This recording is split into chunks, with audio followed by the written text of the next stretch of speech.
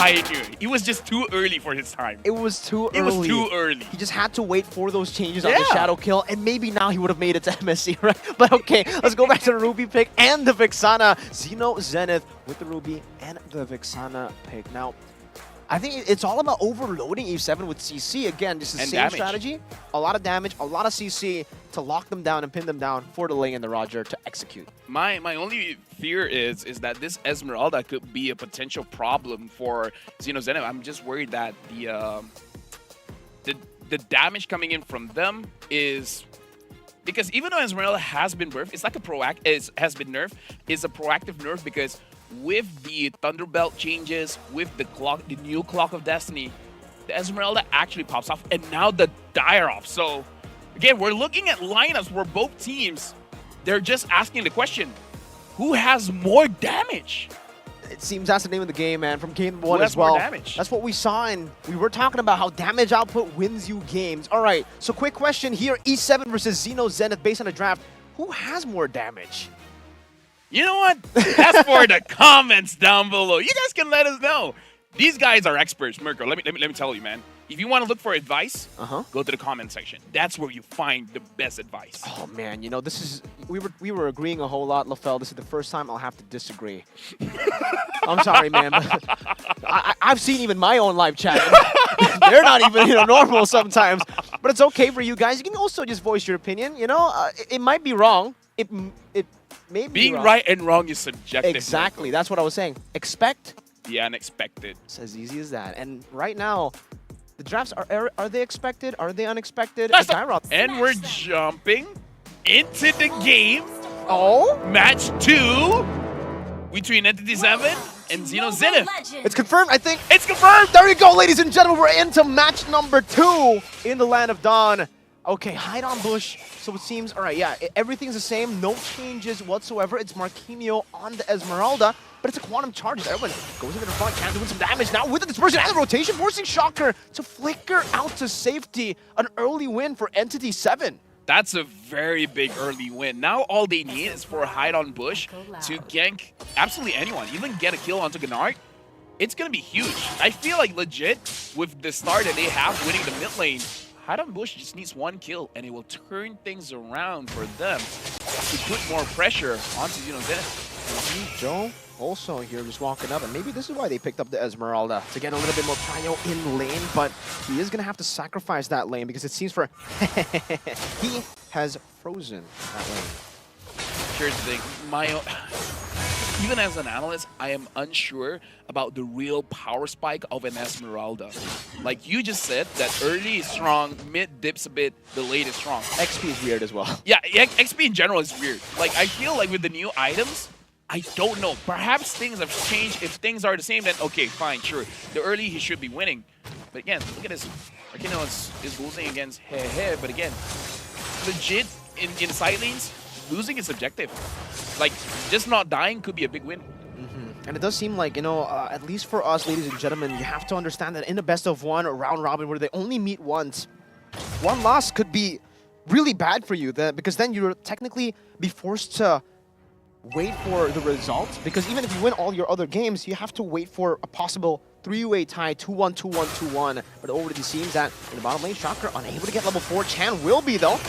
Yeah, hide on bush is straight on a turtle. Penalty zone, locking hide on bush down. Wants to go for the red tree, but it's a bit too early. Nart is the one who picks it up now, and that's going to be hide on bush taken down. Marquinhos trying to look for the trade with the following star move. That's going to be Joe with the Tempest of Blaze onto the back line. Chen able to flicker out on the lockup, but now the Eternal Guard catches him, and it's going to be Marquinhos gets taken very, very low, but is still able to walk away. Gets that Purify out.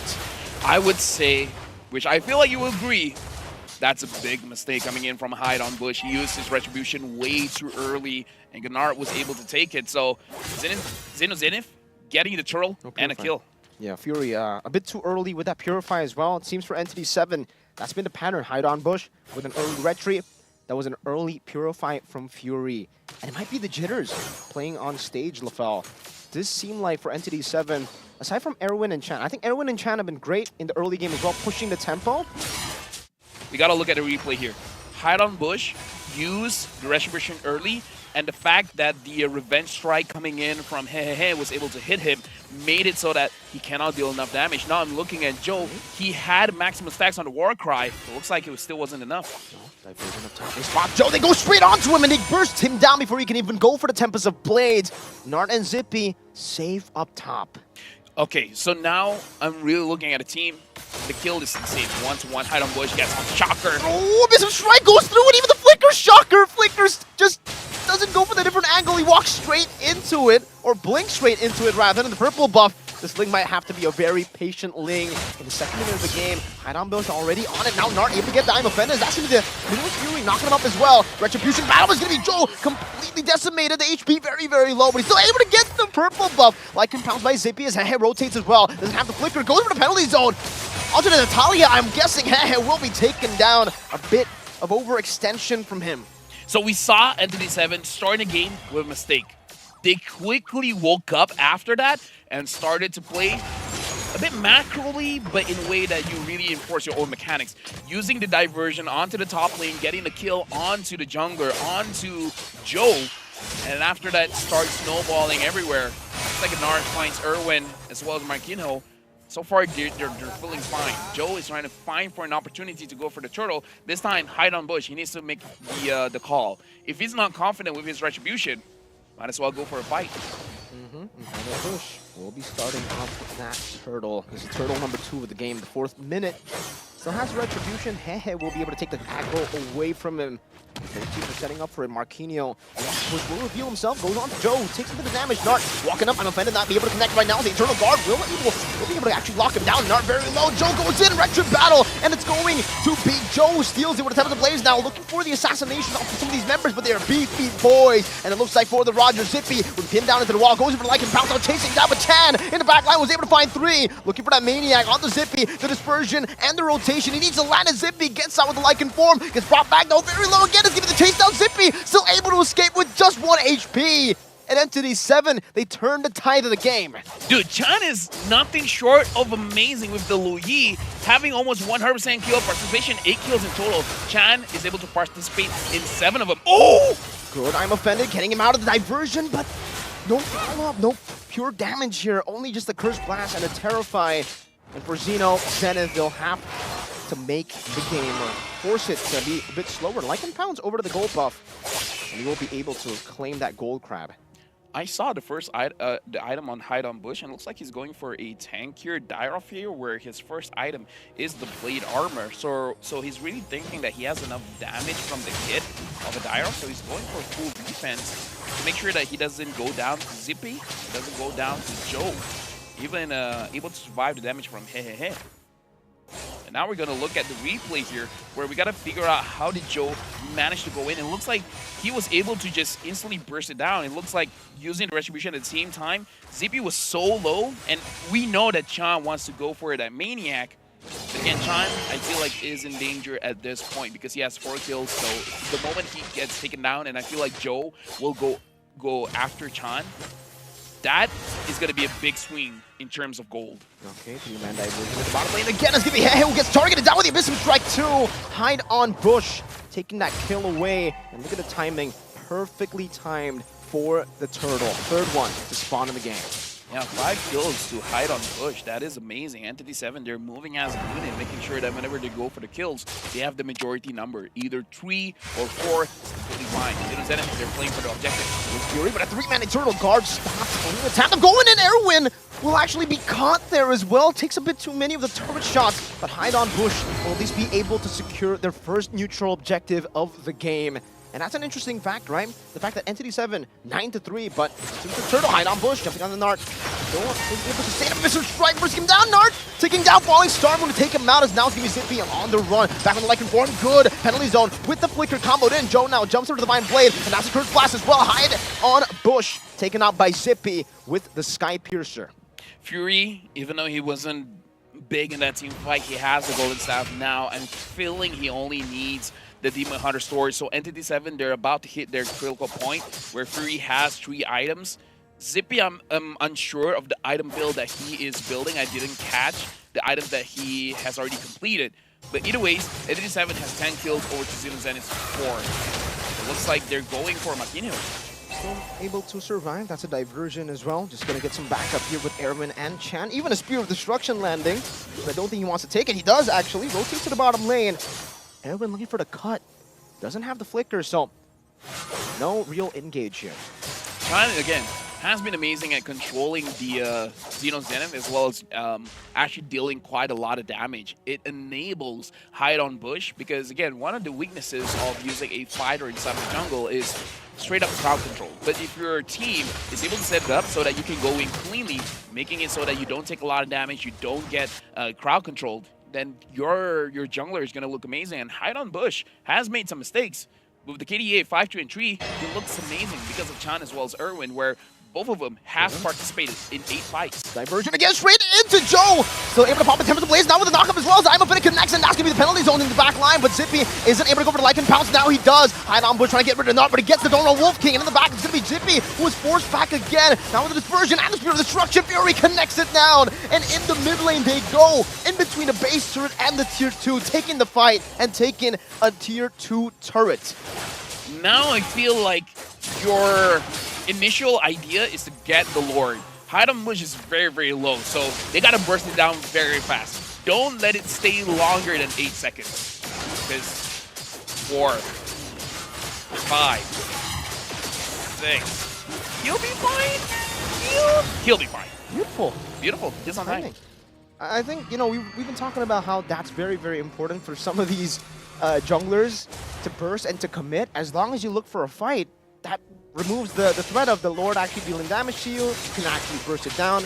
And the Moscow, both games that we've seen at least, has been more proactive than the Roger.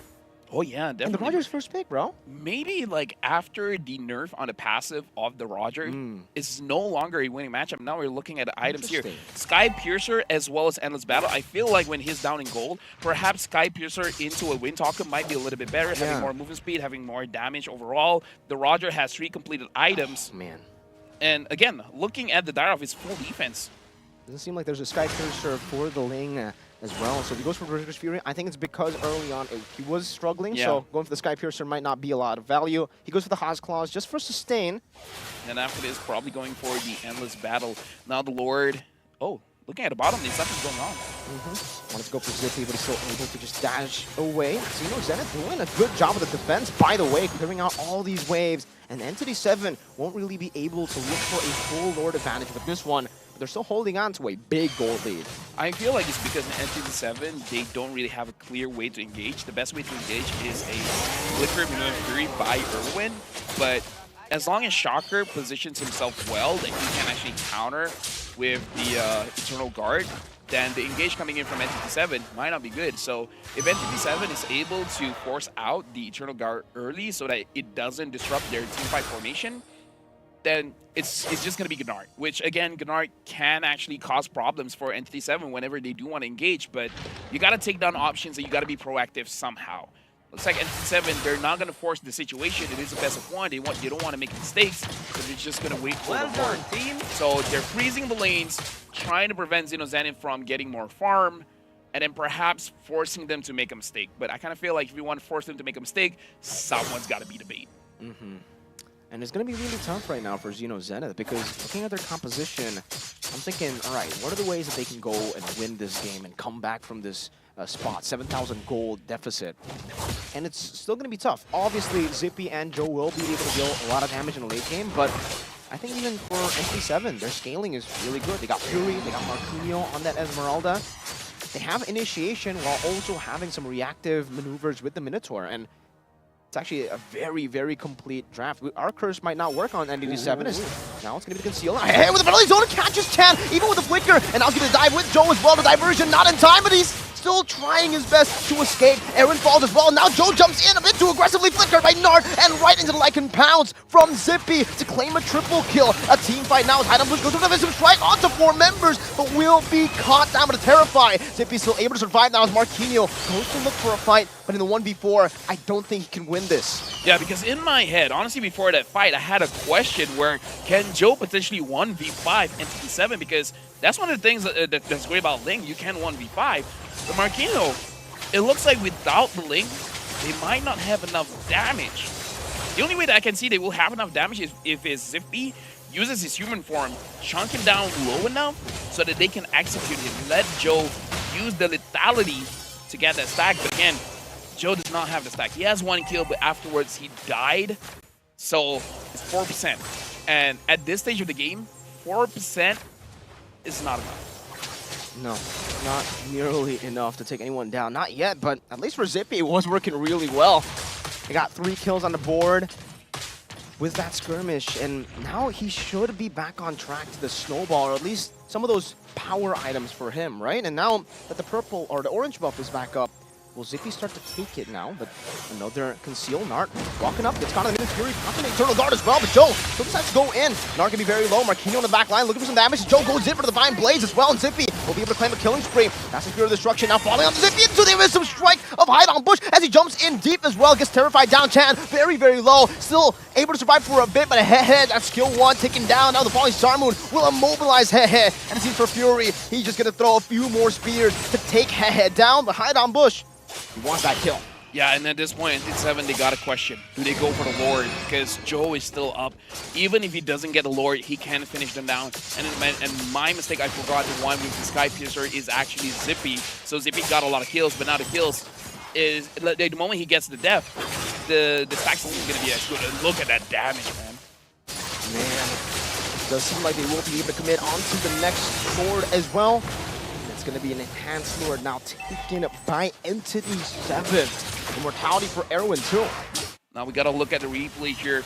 The fact that Erwin was able to start things off and able to get the Eternal Guard quite early, which is pretty good. Zippy, this is where it's very crucial. He was able to get the kill, but he was immediately get onto by Hide on Bush. The Hide on Bush able to get a kill onto Zippy. That turns things around, because if Zippy was staying in the fight with the lethality proc, he could have potentially wiped out Entity 7. So Hide on Bush, very good targeting. Find Zippy, make him a non-factor. Once Zippy is not in the game anymore, even Joe does not have enough damage. It seems now Hide on Bush already with a Rose Gold Meteor too. Let's see how they manage these waves, because early on their wave management wasn't the best. Doesn't seem like it's going to be a 3-wave setup as well. Joe able to hold out in that top side of the map as well from that wave to shove into his base. Red doesn't get Eternal Guard to knock Erwin up. The Lord does get a charge down into the mid lane, so work some damage. Now it's going to be base turret number 1 taken down in the mid lane as they look to work on the bottom side as well. ZINO ZENITH still able to clear out that Lord up in the mid lane. But Entity 7 will be able to siege down another base turret down below. 11 minutes in. And Entity 7 here, level 15. So many. I think the timer might be wrong, by the way, right? Enhanced already? Either ways, Mirko, you know what? This is not a podcast. I do have to say, Marquinhos has been showing up with this Esmeralda. We had our doubts, but the Esmeralda is working very, very well as someone that goes to the back line. It's more of a disruptor. As a front line, as a disruptor, making it so that ZINO ZENITH, their teamfight formation is not clean. Again, finding Zippy! Out of all members, having to play Zippy, still able to flicker out with the Falling Star Moon, catches him in the back into the knockup. Fury kills with Joe, and Nart won't really be able to go for time. Offender tries to go for it onto Erwin. Now with Joe down. In the mid lane, like it counts, goes clear out the waves. Entity 7 can they actually go for the end here? The waves are still quite far away. Bottom lane will crash first, but ZINO ZENITH can constantly go back and forth from the fountain. They get the resources back. Hide on Bush with the jump again. You can see that damage. Zippy with DHS, now falling Star Moon as well. We'll put the Purify out of that Terrify. No big resources. Ain't up just yet, but look at Fury. Staying objective up top, taking this base turret down. That's another massive advantage for Entity 7. They look for it again. Marquinhos just in front, already going for some damage. Eternal Guard as well. That's going to be Zippy finding the shot down. Fury very low as well. Now giving Zippy with the Lycan bounce again, but Fury gets the Flask of the Oasis from the Motivation Roar. Trying to run away, goes and throws out the Spirit of Destruction, dodges from another, but Joe continues the chase to find a Defiant Blade. 2 for 1 in favor of ZINO ZENITH. That was a very good defense coming in from ZINO ZENITH, and again, it is all because of Zippy able to get that lethality. The last one, Joe was able to get a kill for himself. Now the orange buff is available. But looks like Hide on Bush has something to say about that, but he is 1 against 3. Does he want to go for it? Nart takes a lot of damage. Good sidestep into the knockup, and now it's going to be Minus Fury from Erwin. Oh my god, able to completely turn the tide of the team fight. Hide on Bush with the chase, picks up the double. Shocker secures a purple buff, and right into Chan he goes! Dispersion rotation, one last shot to Shocker. He gets a Terrified down with a passive. Now Chan able to walk away from that penalty zone of Hehe. Chance still very low, looking to go for these waves though. Just super many waves pumping together. Erwin taking that knockup down the Hehe, the dispersion and the rotation doing a whole lot of damage, and Chan might be able to get rid of Hehe now, as that's the final rotation to take him down. Shocker, one man versus the world. It's Erwin who's recalling in front of him. 2 tanks, 1 mage, and now it seems for Shocker, he won't be able to go for the defense. All the mini waves stacked up together. Entity 7 take down ZINO ZENITH. You know what? We had the conversation whether the Luyi was still worth a ban. And again, even with the nerf for the diversion, the yin yang reaction is still a big threat. A lot of damage, a lot of crowd control. So again, one of the mid lanes that you gotta respect. And we gotta look at the highlights here where Entity 7 actually didn't have a very good start. A lot of blunders in terms of using the spells prematurely. It looks like ZINO ZENITH, they were a little bit too lax. Entity 7 was able to find weaknesses in their formation, and Hide on Bush was able to get a lot of free kills in this game.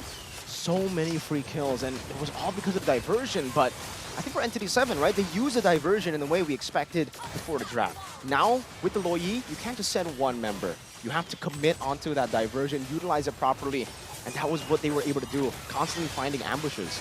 Yeah, and again, Shan has been absolutely amazing on the Luyi, demonstrating the prowess of controlling a team fight. And again, it's like you got the muscle memory or you got the instincts that you want to clump up as a team, but going up against a Luyi as well as a Minotaur is generally not a very good idea. And we got to talk about Hide on Bush. The fact that this Dire-Off